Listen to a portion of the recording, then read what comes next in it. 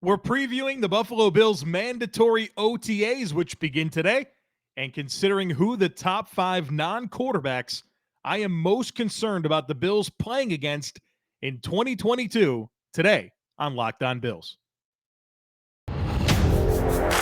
You are Locked On Bills, your daily Buffalo Bills podcast. Part of the Locked On Podcast Network, your team every day.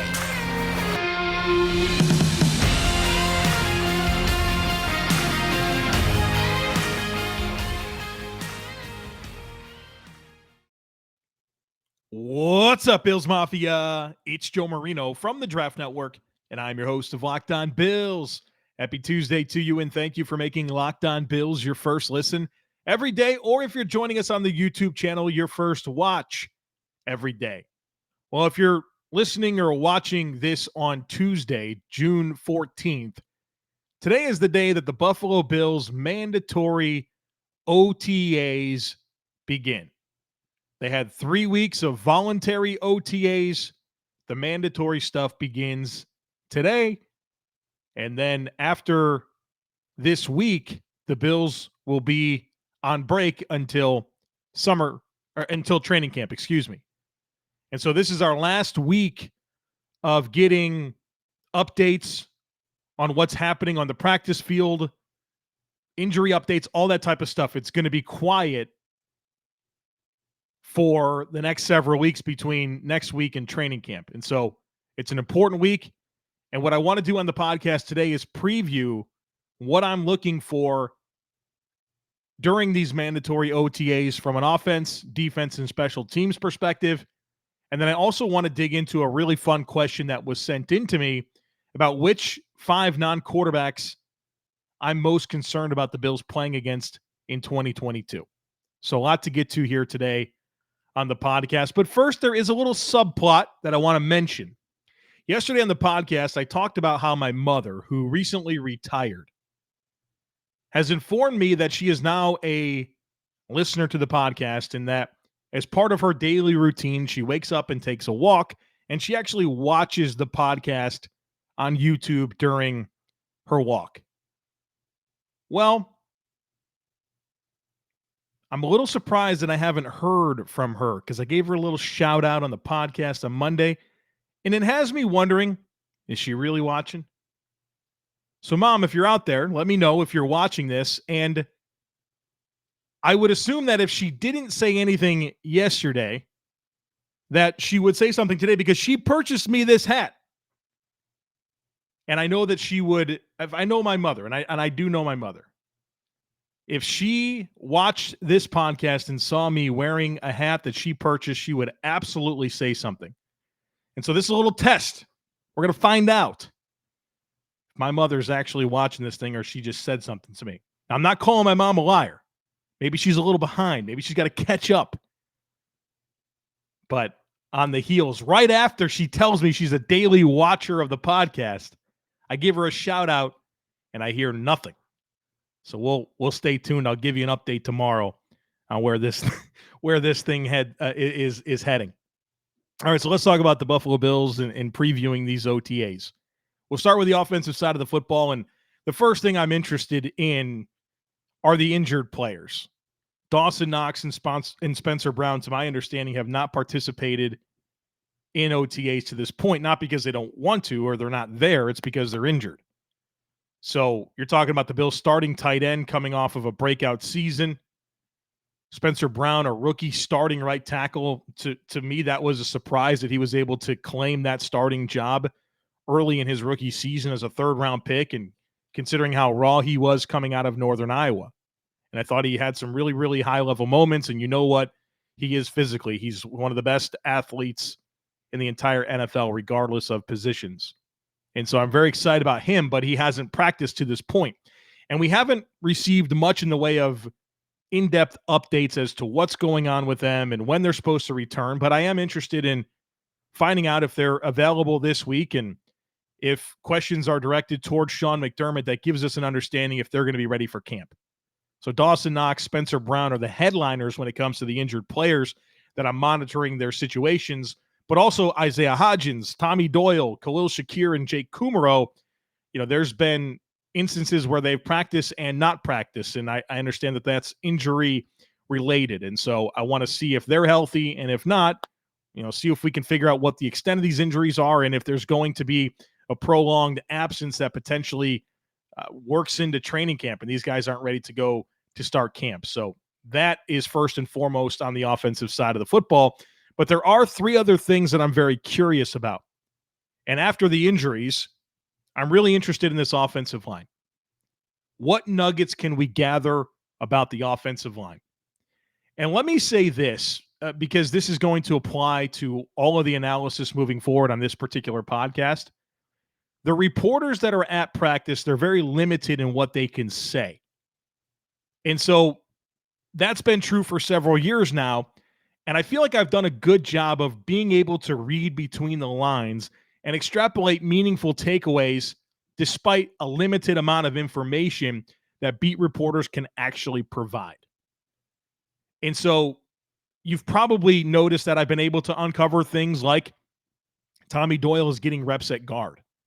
And I've been able to look at some of the video that has come out from the team account or from beat reporters that post video, and you can see where guys are lining up. And I'm going to be scouring through all of that in the coming days to get you the best information that I can regarding what's going on during OTA practices. But this offensive line is certainly something that I'm really interested in. And first of all, I will say Tommy Doyle, assuming he's available to practice, is a player that I'm dialed into, because he was getting reps at guard earlier in OTAs, and that is extremely interesting to me. Not that I anticipate Tommy Doyle starting for this team, but him getting reps at guard and him continuing to get reps at guard signals to me that they view Tommy Doyle as a potential successor to Roger Saffold. I'm very excited about Roger Saffold, Pro Bowl caliber player, but he's an older guy and he signed a one-year deal. I'm not sure that he's going to be part of the mix beyond this season. And so you start to think about, well, who's going to start at guard opposite of Ryan Bates in 2023? Could that be Tommy Doyle? That would be awesome if it was, right? He's an insane athlete in terms of size and athletic testing. And maybe some of the issues that he has at tackle can be mitigated at guard. Now, you typically don't see 6'8" offensive linemen with like 34-plus inch arms playing guard. But the Bills are certainly interested in giving him a look there. And so I'm going to be dialed into whether or not he continues to get reps at guard, which gives us really good clues about the trajectory and path for Tommy Doyle moving forward. The other thing regarding the offensive line that I'm going to be dialed into is Ryan Bates and Roger Saffold. And we've talked a lot about who's the right guard and who's the left guard. And I've given a lot of analysis about Roger Saffold and how literally for the last however many years, since 2016, he's played on the left side.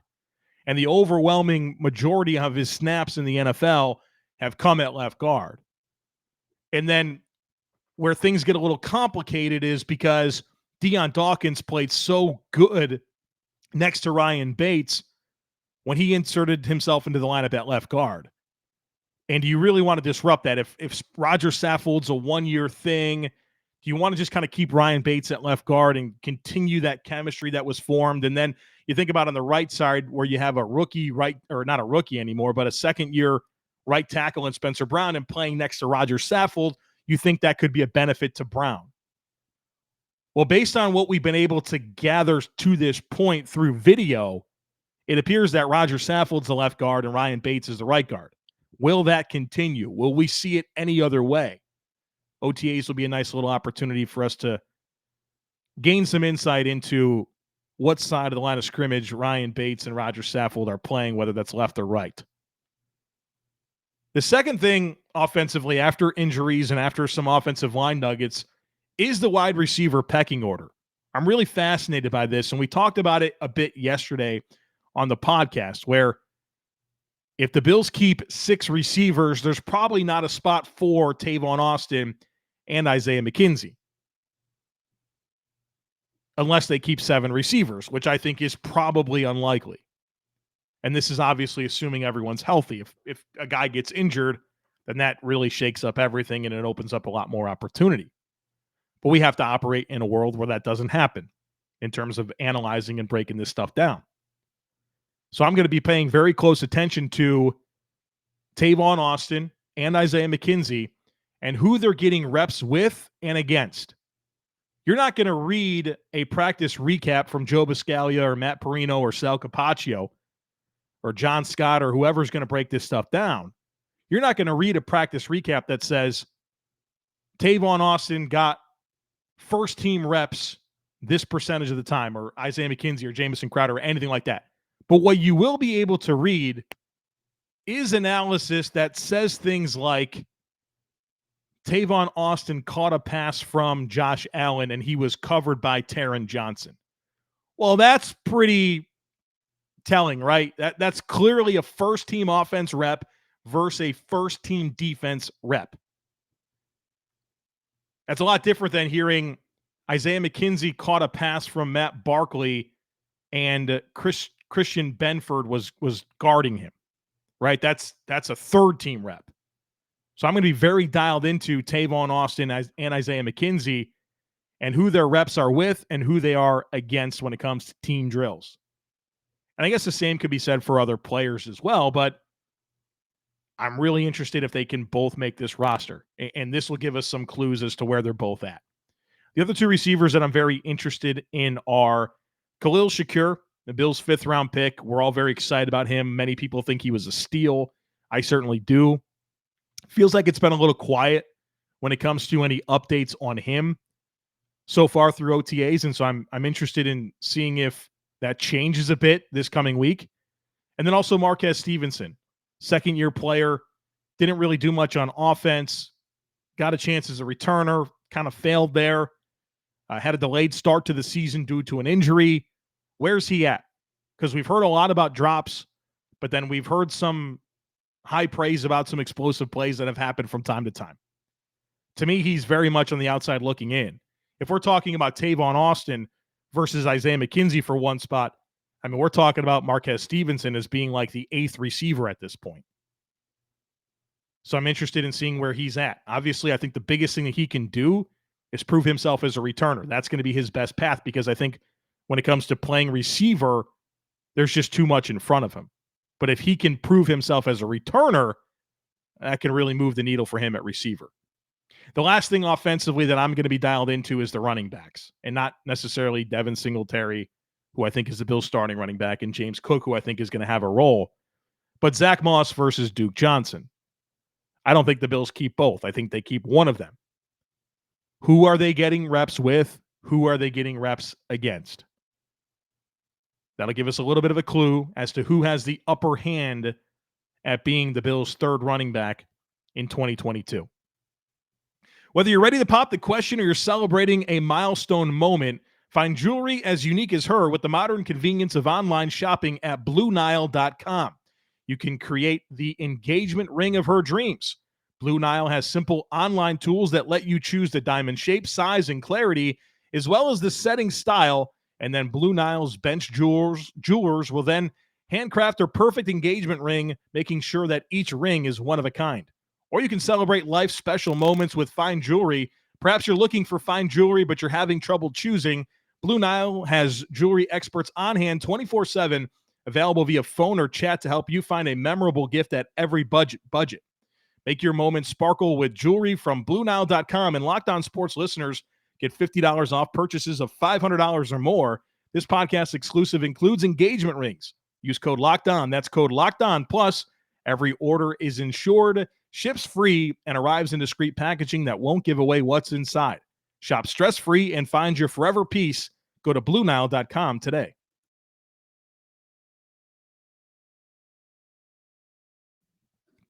Let's talk defense and special teams here in this next segment in terms of what I'm looking for during mandatory OTAs. And this is probably the lead story overall, not just defensively, but regarding the Bills team as it relates to OTAs, and that's Jordan Poyer. Does he show up? Does he speak? If so, what does he say? What is the update?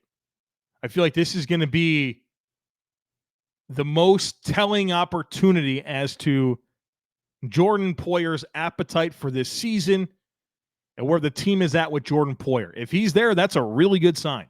And I think he's going to be there. There's significant fines that come for not being there. And for a guy that's looking to maximize his earnings potential in the NFL, getting fined probably doesn't achieve that goal. So is he there? Does he speak? What's the update? What does Sean McDermott say? We're going to get something. If he's not there, that's going to say a lot. If he is there, what does he say? I'm very, very curious. And then I'm kind of curious what the domino effects are from there. We heard from Leslie Frazier last week, and he commented on Nick McLeod getting some run at safety. That's interesting to me. What about Christian Benford? Does he start getting some run at safety after having some struggles at corner based on some of the practice reports that have come out? And then the X factor, Siran Neal. Siran Neal obviously re-signed to this team because he's a special teams ace. But I'm interested in his role on the defense. At Jacksonville State, this guy played linebacker, slot corner, safety, outside corner. He played all over the place. Does he get some run at safety? Is he a player that we should be thinking a little bit more about as an option, both short-term and long-term? So that's definitely something that I'm going to be dialed into this week. The safety position overall, Jordan Poyer, Siran Neal, Nick McLeod, Christian Benford, all that stuff is very interesting to me. Number 2 is sorting out this linebacker depth. What nuggets can we get on guys like Tyrel Dodson, Terrell Bernard? Are they getting opportunities to run as the third linebacker on defense? Now, we're going to have to read between the lines to find out, but I'm going to be dialed in on any information we get regarding Tyrel Dodson and Terrell Bernard. If we see something along the lines of Terrell Bernard was in coverage against Dawson Knox, that's going to tell us a lot. And then there's kind of those surprise players like an Andre Smith who's facing a 6-game suspension. Where does he sort into these things? Markel Lee, a veteran player the Bills brought back after having him as part of the team last offseason. And then Joe Giles Harris, who's, he was on the practice squad last year, got called up a few different times. Can he force the issue when it comes to this Bills linebacker depth? But that third linebacker spot is something that I'm curious about. It seems like Tyrel Dodson might have a real chance there. Terrell Bernard comes in as as a third-round pick. I want to see how this sorts itself out. Number 3 on defense, cornerbacks. I'm obviously interested in anything we can get on Kaiir Elam and how he's looking and who he's lining up with and against. Is he starting right now? I think he's going to start this year. I've said that. First-round picks have always started under Brandon Beane and Sean McDermott. I don't think Kaiir Elam would be any different. But how is he looking? I'm curious there. And then I'm very curious about some of the depth at corner. Cam Lewis is a player that's been around for a while. What are we hearing about him? Is he playing slot? Is he playing outside? And then, of course, Tre'Davious White. Don't anticipate him to participate, but is there an update? Will Sean McDermott say we expect him to be ready for training camp? I don't think that's going to be the case, but I don't know. There's part of me that hopes we hear that. What kind of updates can we get regarding Tre'Davious White? And the update might be he's on track and he's working hard because that's what it's been so far. But what does on track mean? On track for week 1? On track for some point during training camp? On track for 9 months from his surgery, which is, into the season? What does on track mean? Would love to get some good information as it relates to Trey White. Then the last thing regarding the defense is the young defensive ends. And I'm going to take Gregory Rousseau out of this conversation because that guy started every game for the Bills last year and played well. He's going to start for the Bills this year. I'm talking about A.J. Epinesa and Boogie Basham. Where are they at? Because the comments from Sean McDermott and Leslie Frazier have been very direct as it relates to those players. Sean McDermott came out and said, it's time for those guys to make their mark on this defense, and not in a supporting role, but in a primary role. I agree.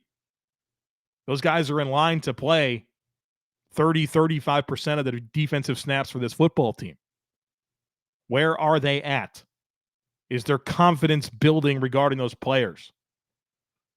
Thought it was interesting that Boogie Basham commented on his weight getting up to like 285 last season. That's completely unnecessary. Maybe that was because they wanted to reduce him inside and play him in the B gaps a little bit more. But if he played in college around 265, 270, 285 is not a spot where he's going to be comfortable. And we've heard some comments about how he's cut back weight and looks like his body's different right now. So I'm dialed in on everything and anything Boogie Basham and AJ Epinesa because those guys are scheduled to play. And then, of course, real quick on special teams, the punter competition, Matt Ariza versus Matt Hawk. Who's doing the holding? So far during the media sessions where they can actually view practice, they have not seen Matt Ariza do any holding. Will that change this week? And if so, what does it look like? Does Tyler Bass kick field goals differently with Matt Hawk versus Matt Ariza? That's the type of stuff that is going to influence who this team's punter is. And to this point, we have no understanding of where Matt Ariza is as a holder. So I'm dialed into that. And then, of course, the punt return situation. Who is getting the chances to field punts? Is it Isaiah McKenzie? Is it Khalil Shakir? Is it Jamison Crowder? Is it Tavon Austin? Is it Marquez Stevenson? Someone's got to win this job. Who is getting those opportunities? That's something I'm very interested in when it comes to the Bills and OTAs this week. BetOnline.net is your number one source for all your betting stats and sports information. Find all the latest sports developments, news, and odds, including this year's NBA championship, the NHL, conference finals, Major League Baseball, and, of course, the latest fighting news from MMA and UFC to boxing.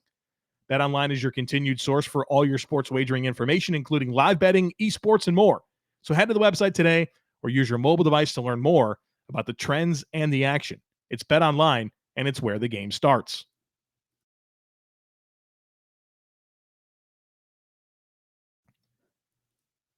To close things out today, I want to respond to a question that was submitted to me by Jared. And this was probably a herd mentality question, but I thought it was good enough to kind of do a standalone segment on. I don't know if good enough was the right word, but it was something that I wanted to kind of break out a little bit more and really examine as a standalone segment as opposed to just within the mix of the 12 or so questions I get to each week on herd mentality. So the question from Jared is, who are the top 5 non-quarterbacks you are most concerned about the Buffalo Bills playing this year? And Jared offered his own list, and I'll give that to you now, and then I'll give you my list. His list in order: number 1, Tyreek Hill, wide receiver, Miami Dolphins. Number 2, Aaron Donald, defensive tackle from the Los Angeles Rams. Number 3, Travis Kelce, tight end from the Kansas City Chiefs. Number 4, Derrick Henry, running back from the Titans. And Jamar Chase, wide receiver from the Cincinnati Bengals. And after I went through and looked at this, my list is really different than Jared's. We have 2 players that are the same, and obviously 3 that are different. And so I'll give you my 5 and talk about why, and then comment on why some of the players that Jared had and maybe some of the players that you're thinking about didn't crack my top 5. Now, I will say that it's pretty close when you talk about number 5, 6, 7, and 8, right? You can make a case for a lot of different guys. But just being honest with the way I feel about it and my concern level of the Bills having to play against that player, these 5 came pretty easy to me. Number 1 for me is Aaron Donald. Aaron Donald's the best non-quarterback in the NFL. He's unbelievable. He's one of those players that is a huge part of NFL history when it comes to defense. One of the best defensive players ever. And he's in his prime. He's a really good player. In 50 years from now, we're going to talk to our grandkids about watching Aaron Donald play football. He's that type of dude. And the Bills face him in week 1. They face him in week 1 with some newness to this offensive line in terms of personnel, in terms of coaching, scheme, right? It's a tough assignment for Ken Dorsey and Aaron Kromer and Roger Saffold and Mitch Morse and Ryan Bates in week 1. You talk about offensive line being the sum of 5 players working together to achieve a common goal. Well, here's the biggest mismatch player in the league in Aaron Donald. Now, I like the Bills' athleticism that they have on the O-line, but Aaron Donald's going to make plays, and he's the type of guy that can wreck your game plan. And hopefully the Bills have a good plan to deal with Aaron Donald, because he's the guy that I'm most concerned about playing this season. That's a non-quarterback. Number 2 for me is a player that did not make Jared's list, and that's TJ Watt, Pittsburgh Steelers, edge rusher, week 5. You saw what he did against the Bills last year in week 1. The guy was the defensive player of the year last year, over 20 sacks. He's a really good player. So I think about him and him being a left side player. And you think about Josh Allen, and so much of what he does is escaping right, making plays. Well, here's TJ Watt.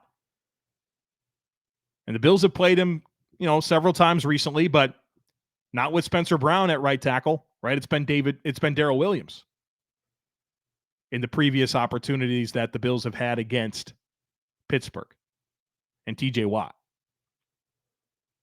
So, again, another player, week 5, pretty early in the season. Tough assignment for Mr. Spencer Brown or David Quessenberry or whoever's going to be at right tackle. Number 3 for me is another defensive lineman, Myles Garrett from the Cleveland Browns. Did not make Jared's list. Number 3 for me. Myles Garrett is a guy that I can see being the defensive player of the year in 2022. He's a good player. The Bills played him a few years ago in a game that the Bills lost against the Browns. Myles Garrett made an impact then. He's a tough assignment. I know Deion Dawkins is a really good left tackle, but Myles Garrett's one of those freak pass rushers. When you think about game wreckers at defensive end, you think about the Boses, think about TJ Watt, you think about Myles Garrett, think about Von Miller. Myles Garrett is a game wrecker. Tough assignment for the Bills. Now, unlike TJ Watt and Aaron Donald, who come in the first 5 weeks of the season, the Bills face Myles Garrett in week 11. And so you'd like to think that the offense has hit its stride and the offensive line has come together, making it a bit of a, I want to say easier, but a more digestible challenge. But let's not sleep on Myles Garrett in week 11. Number 4 for me is the other common player between me and Jared, and that's Tyreek Hill from the Miami Dolphins. Bills face him twice a year moving forward now that he's in the division. Felt like we've been playing the Chiefs twice a year, so that's not really anything different. But he's a tough player, right? I mean, his explosive playmaking ability, his ability to win with the ball in his hands, his ability to get vertical, that's concerning. That's a player that can score and gain yards in a hurry. You could be up 10 against Tyreek Hill, and he can catch a bomb, and all of a sudden it's a 1-score game. And then you factor in Jalen Waddle opposite of him, and you have the most explosive pair of playmakers in the league, right? Like, I don't think there's a more dynamic 1-2 punch in terms of speed and explosiveness on any team in the NFL than Tyreek Hill and Jalen Waddle. You can scoff at Tua being their quarterback all day long, right? That's fine. That certainly somewhat makes it more digestible to handle those players because you don't think they have the right quarterback. But this is certainly an opportunity for Tua. That's, he's facing a make or break year. The Dolphins have multiple first round picks in next year's draft. He's in a quarterback friendly system under Mike McDaniel. And they've got dudes, right? They got the offensive line figured out. They've signed running backs. They have receivers. Tua has everything he needs. They have a good defense. Tyreek Hill, certainly a player that I get nervous about playing against. And then number 5 for me is Jeffrey Simmons from the Tennessee Titans, week 2. Defensive lineman, another game wrecker, another guy that has given the Bills problems in the past. And again, an early season defensive lineman that can wreck your game plan. Week 2. So you deal with Aaron Donald in week 1, Jeffrey Simmons in week 2. He's a phenomenal football player. Another big test for the Bills' offensive line. So I have it Aaron Donald, TJ Watt, Myles Garrett, Tyreek Hill, Jeffrey Simmons. Jared included 3 players that I didn't. Travis Kelce, Derrick Henry, and Jamar Chase. I'll comment on them really quick. Travis Kelce, I'm really interested in seeing what he's like in that offense now without Tyreek Hill.